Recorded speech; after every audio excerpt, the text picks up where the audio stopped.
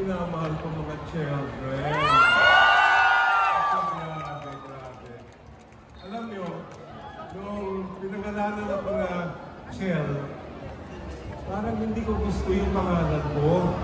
Nung medyo teenager ako, nag-isip ako ng ibang nickname. Sabi ko, parang hindi maganda yung Chel para sa akin. Pwede kaya yung Mel, medyo gek yun, di ba? O kaya Manny, o Joey. Hindi bagay, hindi bagay. So, alam nyo, mabuti na lang na nag-decide ako na Chel talaga ang pangalan ko.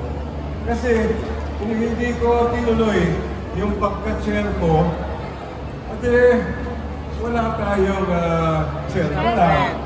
Diba? Wala tayong celebration tulad ng celebration natin ngayon. At lalong-lalo na, wala tayong children. Kaya, I'm so happy na ang desisyon ko ay ituloy at ipaglaban yung binigay na panayaw ng aking mga magulang na si Chel ko ako. Pero ito, seryoso ako ha. I'm not joking anymore. Dahil ang pangalan ko ay Chel, no joke, di ba? Lahat ng children dito sa Pilipinas, lahat ng children sa buong mundo, you have a big role to play in the story of our nation. At hindi ito nagsimula sa akin, nagsimula ito sa inyong lahat. Kasi yung children, hindi naman ang galing sa akin yun. Sa gitna ng kampanya, biglang naging organic yung children.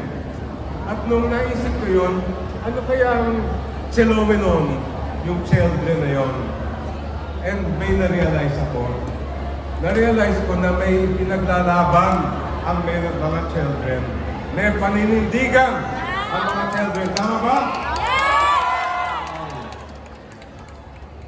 I can think of no other way to being a Filipino than to love your country and to express your love by speaking truth to power, by standing up for what is right, and by fighting for justice for all. At ano pa nga ba ang mga children kung hindi yung mga lumalaban para sa katotohanan, yung mga lumalaban para sa hustisya, mga lumalaban para maging pantay-pantay ang ating lipunan. Kaya sa ngalan ko ng Akbayan, number 51, party list, kami po ay nagpapasalamat sa lahat ng mga children dahil ipapanalo pa natin ito!